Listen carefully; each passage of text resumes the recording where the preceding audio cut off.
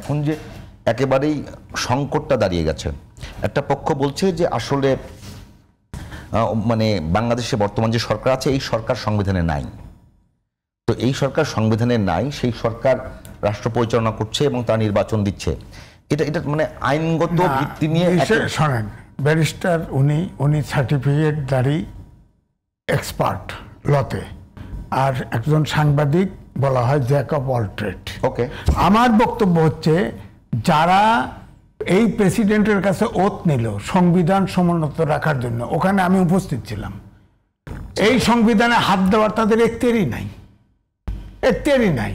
দুই হচ্ছে যখন গেলেন উনি হয়তো ছিলেন না, তারা ওয়েট করেছেন 106 অনুচ্ছেদের মতামত নিয়ে আসছে, সেটা বানানো না কি সেটা আমার বিতর্ক। যদি বানানো হয়ে থাকে, আপনি যেটা বলছেন এবং ব্যারিস্টার শাহরিয়ার যেটা বলছে যে ওইটা যে একটা যে কোনো মামলা যে কোনো কিছু করবো একটা নির্দিষ্ট নিয়ম থাকে, এই ফর্মালিটি মেনটেন করে নিতে হয়।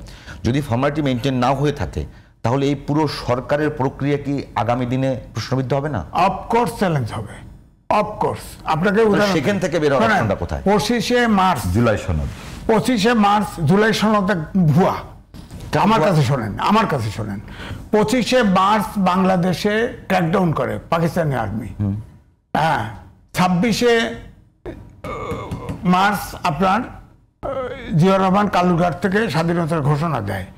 এরপরে 10ই এপ্রিল পর্যন্ত এই দেশে কোনো সরকার ছিল না, অস্থায়ী সরকার হয় আপনার আম্রকান মুজিবনগরে, সেখান থেকে সনদ তৈরি করা হয় এবং সনদ তৈরি করে দেশ স্বাধীন হয়। স্বাধীন হওয়ার পরে সংসদ তখন গণপরিষদ হয়, এই গণপরিষদে জুলাই সনদ এন্ডোর্স করা হয়, পাস করানো হয়, সরি ওই মুক্তিযুদ্ধের সনদ। তা এইটা অর্থাৎ সংসদ ছাড়া জুলাই সনদে যদি আইন করেন, সংসদ ছাড়া কোনো কিছু এন্ডোর্স হবে না। এখন জুলাই যে সনদ আইনি ভিত্তি চায়, কে দিবে? কে দিবে?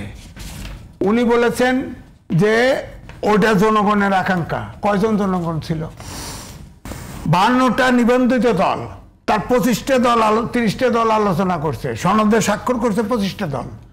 এটা যদি ভাগ করি কয় পার্সেন্ট লোক হলো বাংলাদেশের? কতজন ভোটার হলো বলেন? এক। দুই হলো অভ্যুত্থানের শেষ দাবি কোটা আন্দোলন ছিল, শেষ দাবি ছিল ফ্যাসিবাদের বিলোপ চাই।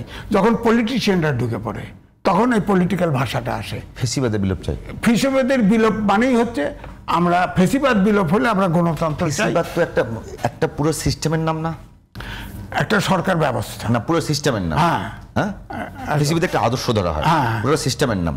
যেমন যখন আপনি বলছেন ফ্যাসিবাদের বিলোপ চাই, তো পুরো ব্যবস্থার বিরুদ্ধে বিলোপ আপনি যাচ্ছেন। পুরো ব্যবস্থা না, ফ্যাসিবাদের শোনেন, ফ্যাসিবাদ হচ্ছে মুসলিনের, ফ্যাসিবাদের গণতন্ত্রের সব উপাদান থাকতো কিন্তু শাসন ব্যবস্থা হলো এক ব্যক্তির। তাই ছিল, তাই ছিল তো বাংলাদেশে, তাই ছিল। তাহলে এই ব্যবস্থার বিলোপ, এই ব্যবস্থার বিরুদ্ধে প্রতি শব্দই হচ্ছে গণতন্ত্র, আইনের শাসন, মানবিক বাংলাদেশ, এইটা আমি বুঝি। সেইটা আইনের শাসনে আপনি যাবেন, সেই যাওয়ার জন্য যদি ফেসিবাদী বা স্বৈরাচারী শাসক তৈরি করবার জন্য অনেক উপাদান যদি এই সংবিধানের ভিতরেই থাকে। আমি শেষ করি। আমার প্রথম প্রশ্ন হলো এই সংবিধান জীবিত।